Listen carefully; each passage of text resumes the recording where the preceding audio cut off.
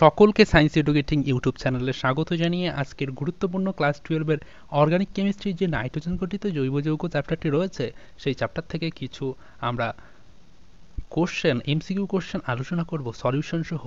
তো তবু তোমরা প্রথমে অ্যান্সার করার চেষ্টা করবে কোশ্চেনগুলোর এবং কমেন্টসের মাধ্যমে জানিয়ে দেবে, দেখবো তোমরা কে কতগুলো কোশ্চেনের অ্যান্সার করতে পারছো এবং নেক্সট ভিডিওতে কমেন্টে আমরা বলে দেবো যে কে সব থেকে বেশি অ্যান্সার করেছে। 1 নম্বর কোশ্চেন আমরা যেটি নিয়েছি, অ্যানিলিনের সঙ্গে H2SO5 এর বিক্রিয়ায় উৎপন্ন কি হয়। দেখো অ্যানিলিন মানে এরকম একটি বেনজিন থাকবে,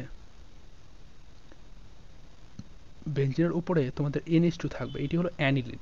অ্যানিলিনের সঙ্গে তোমরা যদি H2SO5 দাও দেন এখান থেকে উৎপন্ন হবে বেনজিন, তো বেনজিনের মতো থাকছে, তার উপর NO চলে আসবে, ঠিক আছে। তো অর্থাৎ এখানে অ্যান্সার হচ্ছে তোমাদের বি নম্বর। তারপরে তুমি যদি 2 নম্বর কোশ্চেনটি দেখো, এটাও অ্যানিলিন রয়েছে, অ্যানিলিনের সঙ্গে কি দিলে তোমরা বেনজিনের উপরে NO2 অর্থাৎ নাইট্রোবেনজিন উৎপন্ন হবে।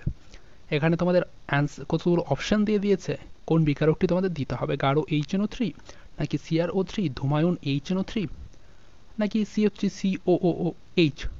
তো এখানে ডি নম্বরটি অ্যান্সার হচ্ছে CF3C3OH। দেখো 3 নম্বর কোশ্চেন হলো মিশ্র অ্যাসিড দ্বারা বেনজিনের নাইট্রোজেনে ইলেকট্রোফাইলটি কি ইউজ করা হয়। দেখো NO2+ ইউজ করা হয়।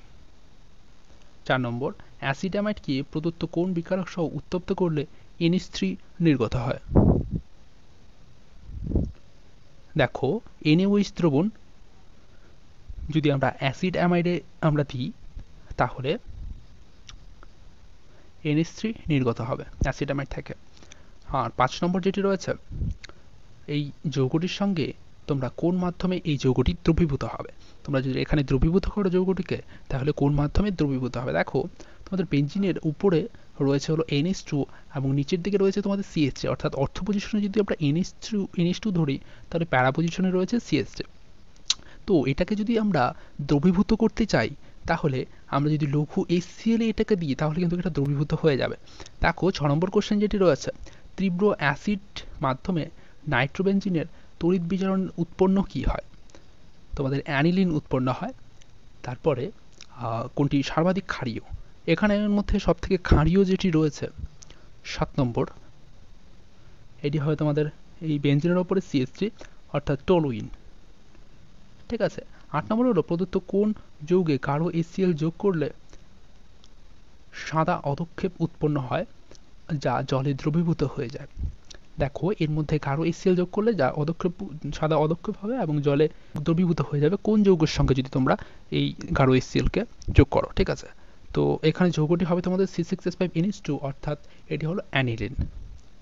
9 নম্বর কোশ্চেন, এখানে বেনজিন ডায়াজোনিয়াম লবণ আছে, তার সঙ্গে কি বিকারক যদি তোমরা দাও, যেই বিকারক দেবে তারপরে তোমাদের বেনজিন উৎপন্ন হবে, বলো এখানে কি বিকারক হবে। 9 নম্বরে তোমাদের বিকারক হবে H3PO2 যদি তোমরা যাও বেনজিন ডায়াজোনিয়াম লবণে তাহলে ডিরেক্ট সেখান থেকে বেনজিন যৌগ উৎপন্ন হবে। 20 নম্বর কোশ্চেন যেটি 10 নম্বর কোশ্চেন যেটি রয়েছে, জলীয় মাধ্যমে কোনটি সর্বাধিক ক্ষারীয়। দেখো জলীয় মাধ্যমে এদের মধ্যে ক্ষারীয় হলো CH3(2NH), ঠিক আছে। তো এই ভিডিওর মাধ্যমে আমি তোমাদের সবকিছু বলে দিলাম। এখন একটি গুরুত্বপূর্ণ অ্যানাউন্সমেন্ট যে ANM GNM JN pass WBJE class 10 থেকে 12 এর জন্য যে আমাদের এই চ্যানেল থেকে ভিডিও আপলোড করা হয়, সেই chemistry, physical science, biology, life science concept class অর্থাৎ থিওরি ক্লাস চ্যাপ্টার ওয়াইজ এবং question answer video PYQ previous year question solve করা হয়। তার সঙ্গে এরকম এক্সামগুলোতে কীভাবে পড়াশোনা করলে একটি ভালো রেজাল্ট তোমরা করতে পারবে, তার সঙ্গে কাউন্সিলিং কীভাবে করতে হয়, এরকম এক্সাম দেওয়ার পরে তোমাদের কলেজে ভর্তি হওয়ার জন্য একটি ভালো গভর্নমেন্ট কলেজ পাওয়ার জন্য কীভাবে কাউন্সিলিং করতে হয়, কীভাবে চয়েস ফিলিং করতে হয়, সব কিছু all in one in the science educating YouTube channels. তো অবশ্যই এই চ্যানেলটিকে তোমরা সাবস্ক্রাইব করে পাশে থাকা বেল আইকনটিতে ক্লিক করে দেবে এবং অবশ্যই তোমার দাদা দিদি ভাই বোনদের সঙ্গে শেয়ার করে দেবে যারা কম্পিটিটিভ পরীক্ষা দিচ্ছে, তারা যেন এক কদম এগিয়ে যেতে পারে এই চ্যানেলটিকে ব্যবহার করে। তো অবশ্যই তোমরা এই ভিডিওগুলো দেখবে, এই চ্যানেলের যে ভিডিওগুলো তোমাদের খুবই গুরুত্বপূর্ণ। Thanks for watching this video, please like, share, subscribe our science educating YouTube channels. তোমাকে সম্পূর্ণ ভিডিওটি দেখবার জন্য অসংখ্য ধন্যবাদ।